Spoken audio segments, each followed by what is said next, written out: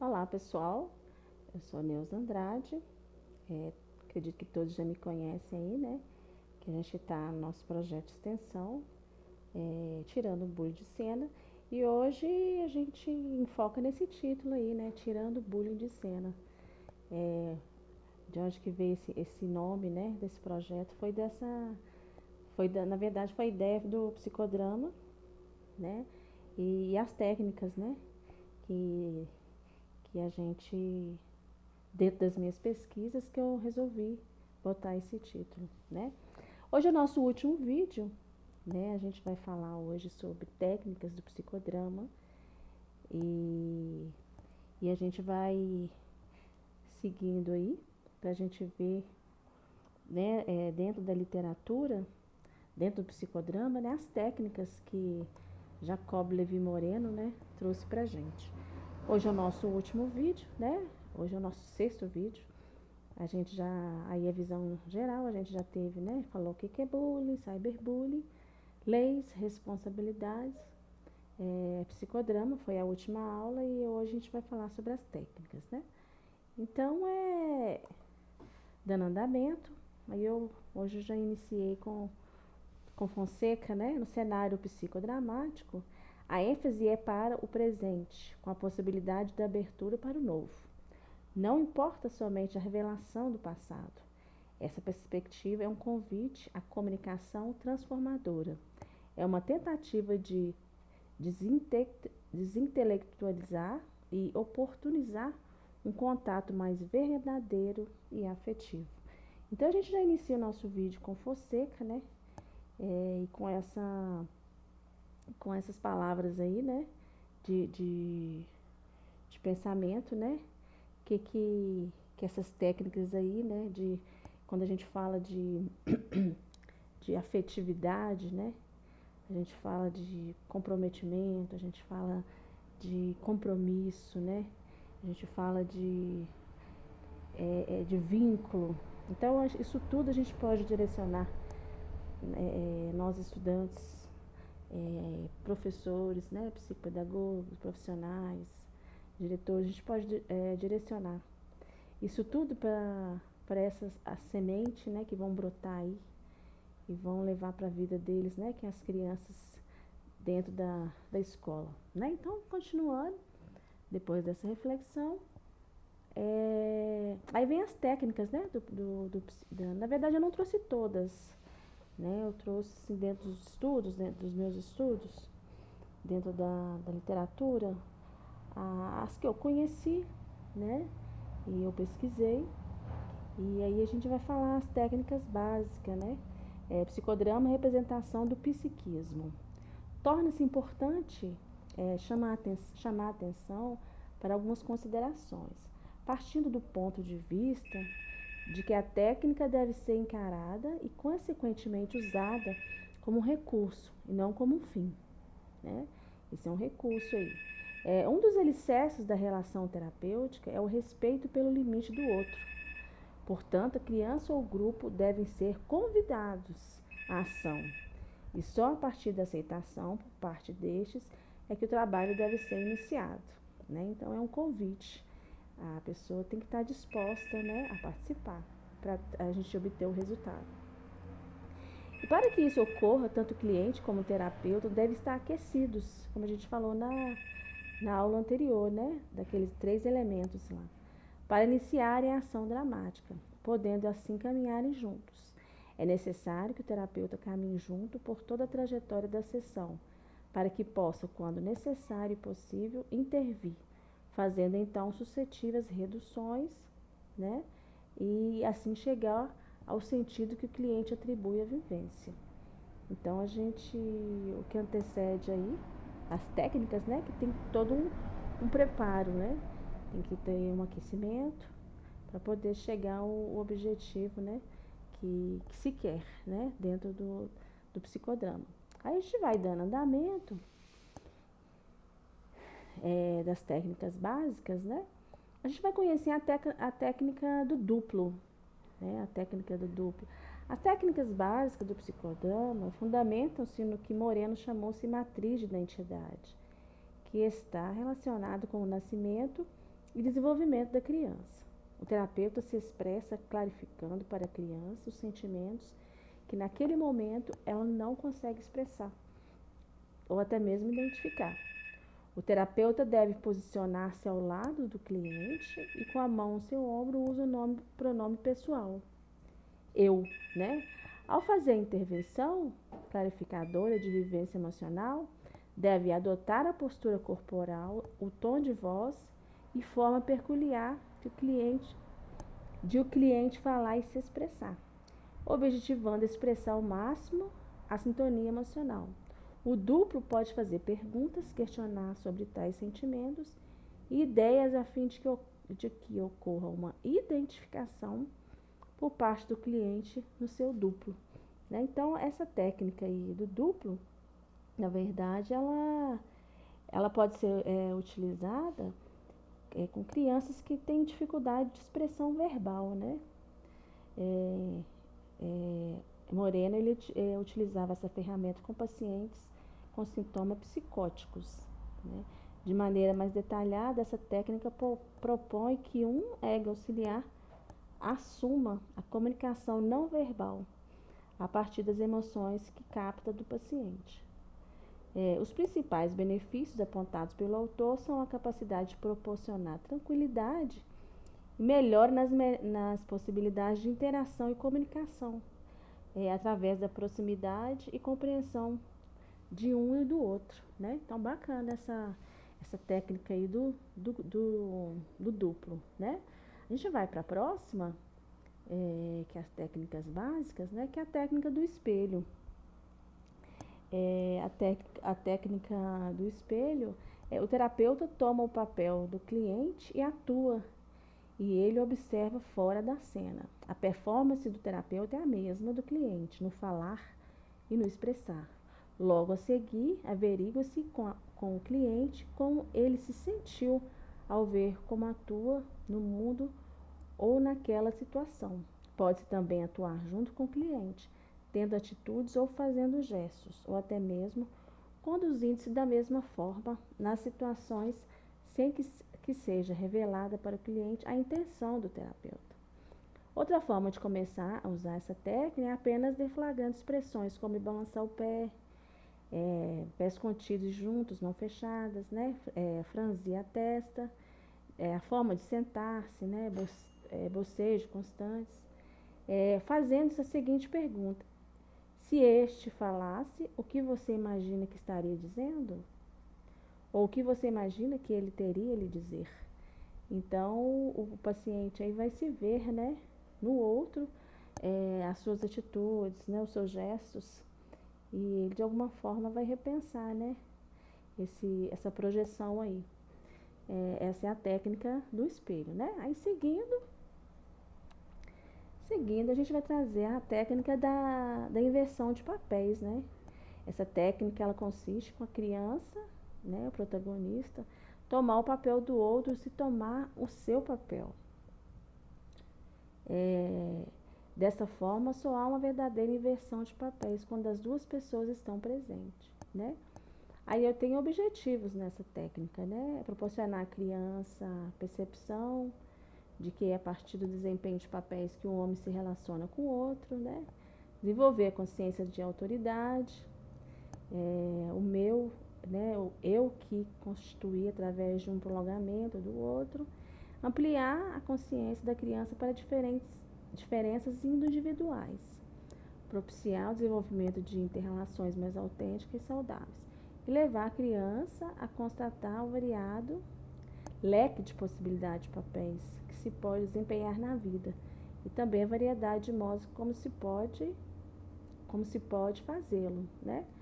Então, essa técnica da inversão de papéis são técnicas que as crianças podem entender e desempenhar, né? Qual o papel que a criança desempenha em casa, depois dessa técnica junto com a criança, ela pode começar a entender, né? O papel dela dentro da escola, o papel dela como filho, né? Como estudante, no contexto social. Então, é bem bacana, né? Interessante essas bases aí, essas técnicas básicas. Então, seguindo, né, o nosso slide, aí eu trago a solilóquio, né? A solilóquio consiste em se pedir à criança que pense alto, como se fosse possível haver um alto-falante em sua cabeça, diante de situações que possa estar dramatizando ou descrevendo. É um monólogo em situação, né? A criança reflete em voz alta e associa livremente em torno da ação ou da representação dramática, onde ele se enriquece de pensamentos e sentimentos que não expressou no diálogo ou durante a dramatização, né? Aí, quando usar essa técnica, é mais indicada para as crianças mais velhas, né? A técnica do solilóquio, né? Ela é uma técnica que apresenta um diálogo consigo mesmo, né? Acontece quando o diretor, durante a ação, congela a cena e pede ao protagonista que pense alto, né? E falar o que está sentindo. Então, é uma ação importante, né? Que através do que está passando, né, no emocional, no psiquismo da criança, ela pode, né, no caso aí, crianças mais velhas, seria para adolescente, que a gente pode fazer essa intervenção, né? Então, seguindo aí, próxima etapa, a gente vem com a técnica da concretização, né? Essa técnica são objetos inanimados, né? Emoções e conflitos, partes corporais e outras através de imagens, movimentos ou falas dramáticas. O terapeuta pede que o cliente lhe mostre concretamente o que essas coisas fazem com ele, como fazem, né? Essas coisas através de objetos concretos, né? Em grupo, os outros membros fazem o papel da concretização. Na individual, pede-se que o cliente tome o papel do concretizado e escolha algo para ficar em seu lugar simbolicamente. Os objetivos aí é ampliação da consciência, né? Utilização de indícios para se chegar ao sentido do conflito vivenciado pela criança. Então, de formas concretas, né, vai se usar os membros aí dentro dessa ação, dentro do grupo, né? Aí, seguindo, essas foram algumas, né, das técnicas. Quem tiver interesse depois pode aprofundar mais nessas pesquisas. Eu achei pertinente, de muita importância, trazer um pouquinho das técnicas do psicodrama. Essa técnica, né, as mais usadas, digamos assim, né, de representações dentro do teatro, é muito importante, né, como a gente vem falando, né, na aula anterior, através do psicodrama. E eu trouxe, né, uma reflexão aí, uma reflexão do criador, né, Jacob Levi Moreno, que ele fala, né, na forma de uma aparência pessoal, de um Deus um Deus mais próximo, não apenas de um poder, mas com uma enorme sabedoria e inteligência, um Deus de amor, de doçura e de recolhimento. Então, nada melhor do que a gente olhar, né, para essa reflexão aí e através, né, do Deus, do Criador, a gente colocar em prática aí essas virtudes que a gente pode tentar inserir dentro da escola, né? E a gente pode inserir com efetividade, né? Eu acho que a participação de todos vai ser positiva. E continuando aí, como hoje é o nosso último, né, slide, nosso último vídeo, nós temos aí as considerações, né? Atualmente, os diversos âmbitos das ciências humanas e da saúde têm demandado por métodos e técnicas que respondam às necessidades de conhecer e abordar fenômenos, cujo marco é o grupo. A proliferação do uso de técnicas sociátricas se estende aos mais diversos âmbitos do conhecimento, realidades sociais e contextos institucionais, que se vê refletido no crescente número de artigos que vem se produzindo com metodologias socioeconômicas, né? No contexto da saúde e principalmente no que tange os aspectos pedagógicos e preventivos, né? Aí ele citou aí vários vários textos, né, que se foi foram feitos, né, com essas metodologias. Não é surpreendente que de modo de cada vez mais crescente, profissionais de diversas áreas do conhecimento recorram a métodos sociodramáticos para responder a questão de pesquisa ou que utilizem dessa ferramenta para intervir em contextos grupais. Razão de que se deve discutir o sociodrama como um método de pesquisa, né? Traçar suas contribuições no âmbito de investigações e ensejar reflexões que subsidiam os profissionais que trabalham em grupos, né? Pois há uma ampliação de olhar sobre a sua micro-realidade social. Para um socioeconômico que considera a complexidade embutida nas intrincadas redes de relacionamentos afetivos e libera o seu potencial espontâneo e co-criador, facilitador da superação de crises. Então, essas considerações aí, né, que a gente trouxe e reforçando, né, qual que é a importância aí dessas técnicas, desse conhecimento, e isso fica aí para qualquer, né, educador, qualquer pessoa que tem ligação direta, né, dentro da escola, pode aí fazer, né, ampliar os seus estudos, né, que o conhecimento nunca é demais. Então, a gente vai seguindo. Eu trouxe aí os agradecimentos, né, não podia deixar de agradecer a Deus pela oportunidade, permitido estar aqui, a Uninter pela realização deste grupo de extensão, desse curso de extensão, desculpa. E foi de grande experiência e aprendizado, né? Eu agradeço o Polo Uninter Contagem de Minas pelo apoio à equipe de graduandas, né, de pedagogia e psicopedagogia, pelo incentivo e participação direta nesse trabalho, com comentários e sugestões. Foi muito show. Agradeço sobretudo a minha família, meus filhos, que foram meus técnicos, editores, parceiros que estiveram ao meu lado, me fortalecendo constantemente durante todo o momento. Muito obrigada. Eu agradeço por esse trabalho, né? São aí as minhas palavras, pela oportunidade, e foi de grande aprendizado, né? Dentro da psicopedagogia, foi um aprendizado muito positivo, né? Em todos os aspectos, foi excelente, né? Então, seguindo aí, eu deixo com vocês, né, as referências. E é isso. Até mais. Até o próximo trabalho. E fiquem com Deus.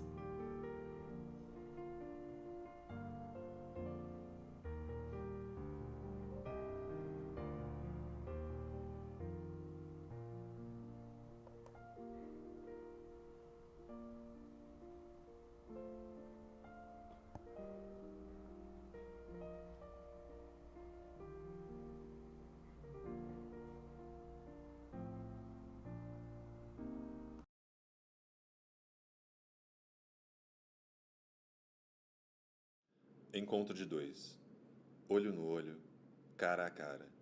E quando estiveres perto, eu arrancarei os teus olhos e os colocarei no lugar dos meus. E tu arrancarás os meus olhos e os colocarás no lugar dos teus. Então, eu te olharei com os teus olhos e tu me olharás com os meus.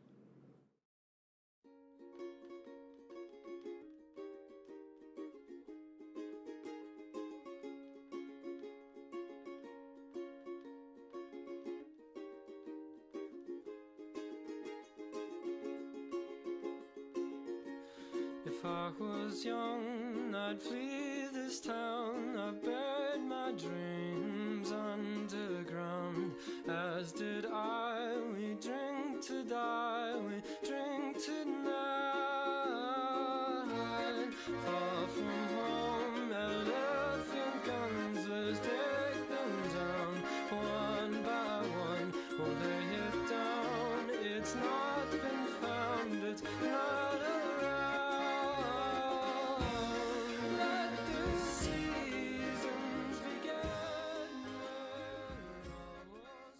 Psicodrama o que é? É um trabalho com grupos, né?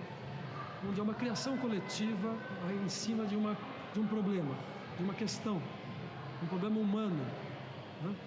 Pode ter um objetivo educacional, pode ter um objetivo clínico, pode ter um objetivo político, um objetivo de trabalho social, pode ter vários objetivos. O psicodrama, ele é composto por várias etapas, né? A gente tem o trabalho que a gente pode fazer bipessoal, que seria o terapeuta e o paciente, né? Ou o trabalho em grupo, né? Que daí a gente tem vários segmentos, sociodrama, sociometria, o próprio psicodrama de grupo, né? Mas ele, mesmo sendo bipessoal ou em grupo, ele tem as suas mesmas divisões. Então a gente começa primeiro com um aquecimento inespecífico, que é no qual a gente vai organizar esse grupo ou esse indivíduo, preparar, né, para que deixe as coisas mais à vontade, para que se sinta relaxado, né, e também para que deixe as coisas mais para o lado de fora e para a gente conseguir trabalhar com a questão específica que eu quero, né? Então aí eu entro num aquecimento específico, que daí eu já vou trabalhando mais com a questão do que eu quero naquele momento. Logo depois eu vou direto para a dramatização, e aí tem a duração e algumas técnicas que eu posso estar utilizando dentro dessa dramatização, que é a inversão de papéis, o espelho, o solilóquio, né? Tem várias outras dentro da própria dramatização que a gente pode usar como técnica. Logo depois da dramatização a gente tem o compartimento, né? E depois o fechamento do psicodrama. O psicodrama trabalha com espontaneidade, criatividade, né? Mas essa espontaneidade tem que ser criada, tem que ser... Eu tenho que me preparar para ela. Então o diretor ele vai fazendo essas questões, ele vai organizando numa determinada sequência, que é aquecimento, dramatização e compartilhar. Ele vai introduzindo as técnicas do psicodrama, ele vai abrindo cena e fechando cena, fazendo os cortes de cena nos momentos adequados, né?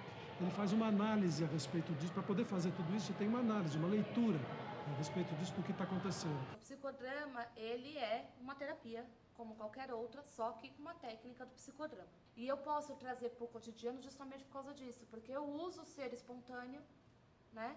Eu uso a dramatização, que é a arte, e assim eu posso também utilizar o que está na nossa cultura, o que está acontecendo agora, no aqui e agora. O psicodrama sempre vai utilizar o aqui e agora. O tema, às vezes, é pré-programado, e às vezes é um tema emergente, que a gente chama, quer dizer, é o tema que surge da interação naquele momento. Então, por exemplo, uma das técnicas que nós temos dentro do psicodrama é o orinodrama, que é através do sonho. Mas mesmo assim eu vou trabalhar o aqui e agora, como se ele estivesse sonhando o aqui e agora, e a partir disso eu trabalho o cotidiano e a arte do indivíduo, trazendo a espontaneidade, a criatividade, a sensibilidade. Ele está sendo procurado pela polícia. Corre, vai embora, corre, nunca mais apareça. The seasons began to take the begging down. Let the seasons begin when I was right alone. Let the seasons... Quando eu trago um determinado sofrimento meu, um contexto estético, uma expressão estética do meu sofrimento, eu começo a enxergar esse sofrimento de uma outra maneira, né? Eu vou ver, por exemplo, um sofrimento meu sendo reproduzido por uma outra pessoa, e eu vou ver como ela reproduz de um determinado jeito, e eu vou começar a poder contemplar isso de fora também.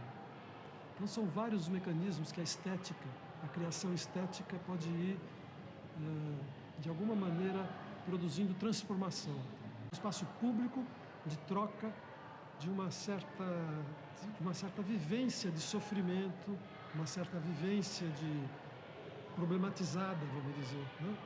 Uma certa vivência de algum conflito social que está acontecendo, conflito racial, né?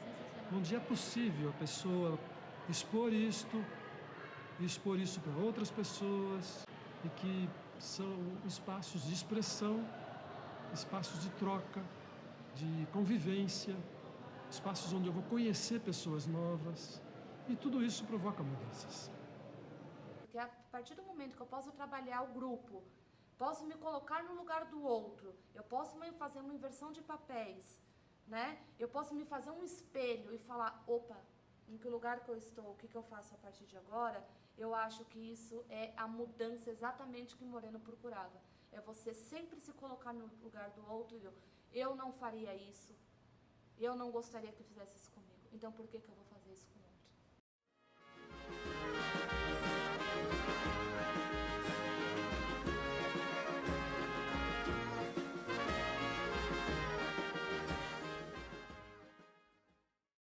E eu fiquei uns 3 anos sem vê-la, que a gente morava em cidades diferentes. E no último mês de vida dela, eu tive a felicidade de vê-la. E a gente deu um abraço que salvou tudo, sabe? Foi o último.